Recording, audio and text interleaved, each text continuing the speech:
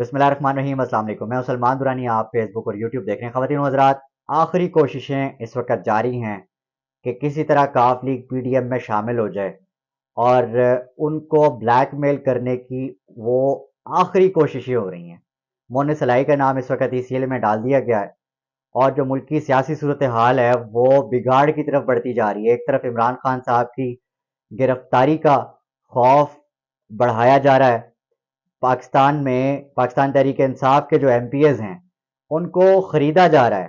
فواد چودھری صاحب نے کل ہی جو ہے یہ دعویٰ کیا ہے کہ وہ ایسے 5 ایم پی ایز کو جانتے ہیں پاکستان تحریک انصاف سے جن کا تعلق ہے، اور ان کی قیمت لگی ہے 1 ارب 20 کروڑ سے شروع ہوئی ہے۔ تو آپ یہ خود اندازہ لگا لیں کہ ایک طرف آپ کے ملک میں آٹا نہیں ہے، غریب آٹے کی لائن میں کھڑا ہو کے اپنی جان دے رہا ہے وہ مزدور، اور اس کے بچے اس وقت جو ہے وہ کس سچویشن میں ہوں گے۔ ملک ڈیفالٹ میں جا رہا ہے، آپ کو اندازہ نہیں ہے کہ ڈیفالٹ کا مطلب کیا ہوتا ہے۔ آپ دیکھ لیجئے، امیجن کر لیں کہ پولینڈ کے اندر جس وقت ہٹلر نے یہودیوں کو گیس چیمبرز میں ڈال کے مارا تھا، 4 دیواریوں کے اندر بند کر دیا تھا، نہ کوئی اندر جا سکتا تھا نہ کوئی باہر آ سکتا تھا، ملک کی سچویشن وہ بنتی جا رہی ہے۔ آپ میں روٹی چھینیں گے ایک دوسرے سے، یہ کہتے ہیں، اس کو کہتے ہیں ڈیفالٹ، اور آپ کو شرم نہیں آ رہی؟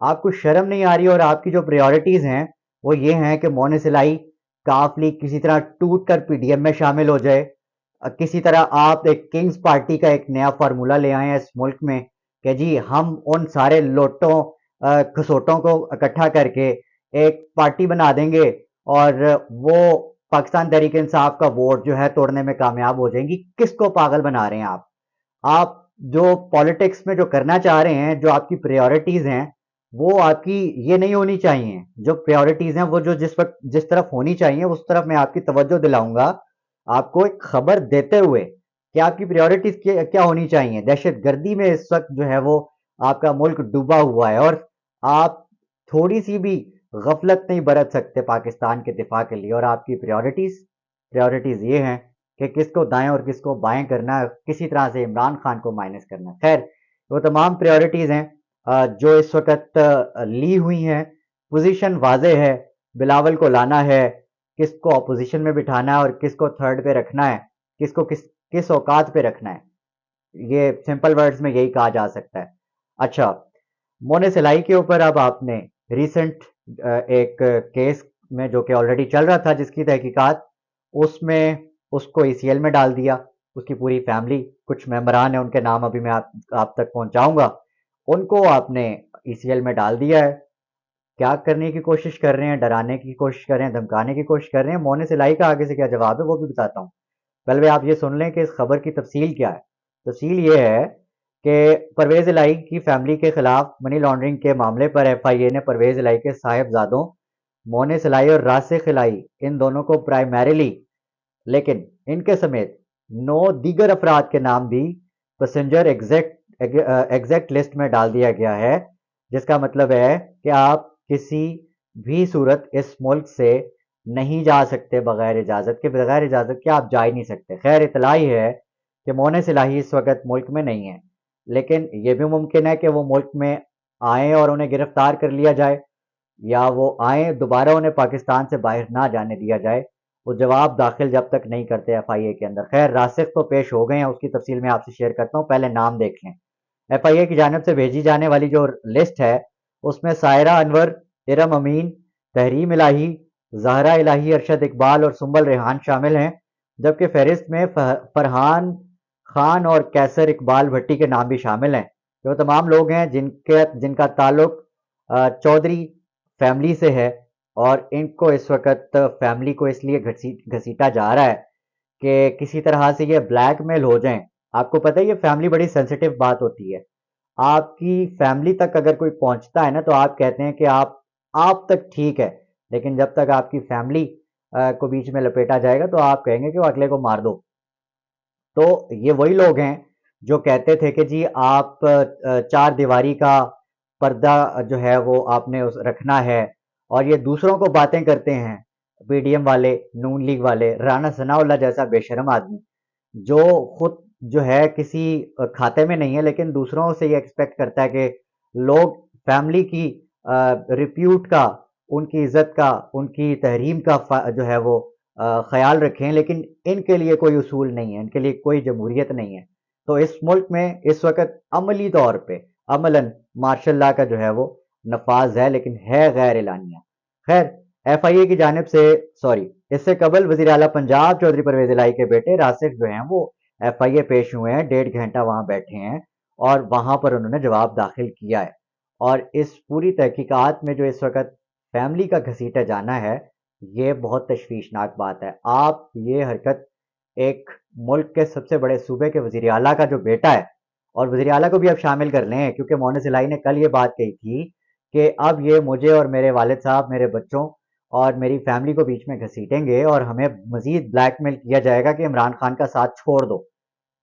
یہ تو اس وقت بلیک میل کرنے والوں کی اوقات ہے۔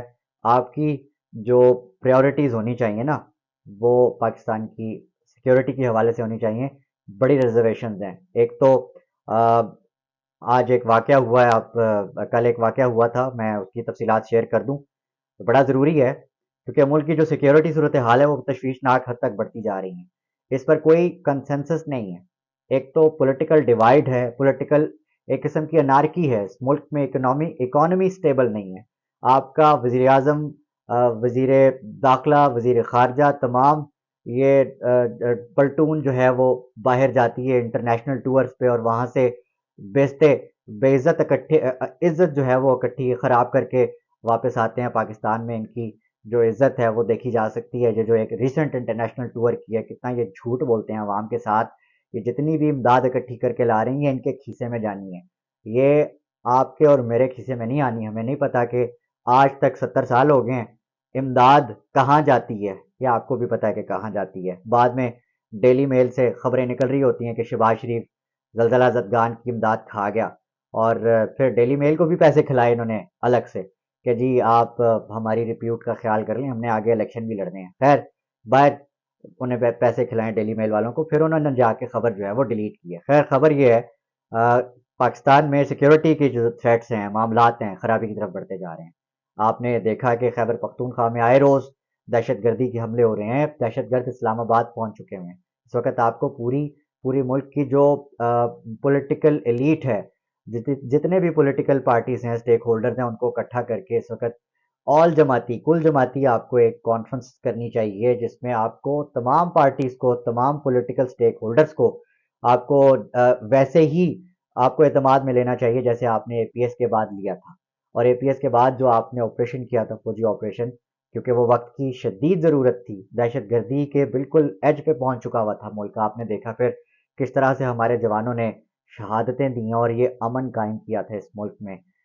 اور اس پہ شکریہ راحیل شریف کا بھی ٹرینڈ چلا اور بڑی باتیں ہوئیں، اور ہم اپنی فوج کے، اپنے سیکیورٹی اداروں کے شکر گزار ہیں کہ انہوں نے امن قائم کیا اس ملک میں۔ لیکن اب دوبارہ we are on the knock, we are on the edge of terrorism again. اس ملک میں جو سیکیورٹی کے حالات ہیں وہ یہ ہیں۔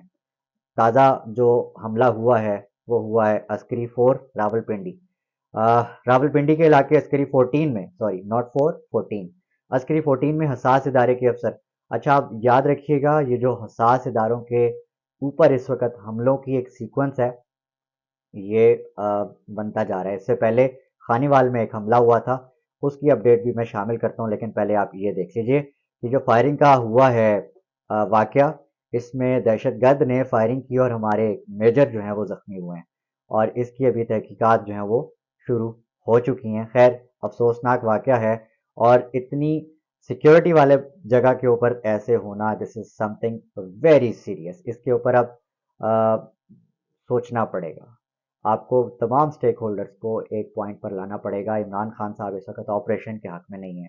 مراد سعید نے آج جو ہے وہ آپریشن کے خلاف، آپ کے پی سے کسی بھی پولیٹیکل لیڈر کو اٹھا لیں، وہ کہیں گے کہ آپریشن کبھی بھی یہاں حل نہیں، اس چیز کا حل نہیں ہوتا۔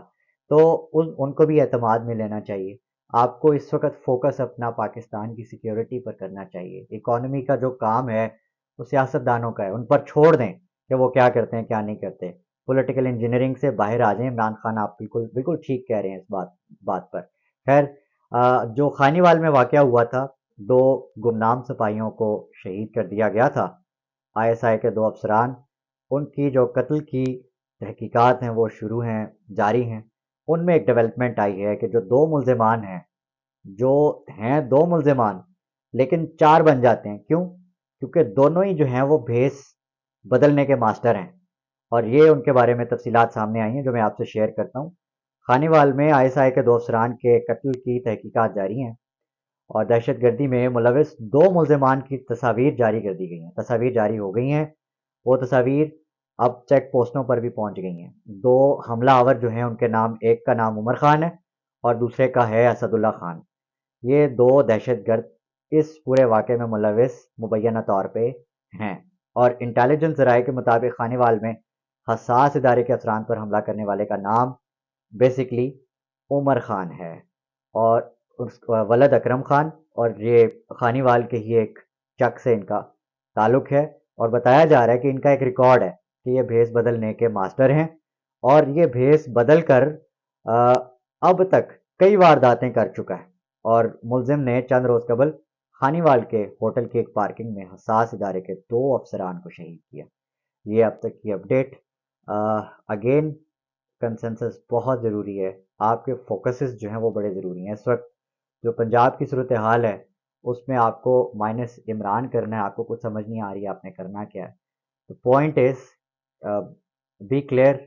मुल्क ये ना हो कि कल को श्रीलंका बनाओ, या फिर किसी ऐसे मुसलमान मुल्क की मैं आपको मिसाल नहीं देना चाहता, क्योंकि मेरा पाकिस्तान सबसे पहले है, और पाकिस्तान की जो बका है, सलामती है, वो हमें बहुत प्यारी है। अपना, अपने आस पास सबका, अपने पाकिस्तान का बहुत ख्याल रखिएगा। अल्लाह निगहबान।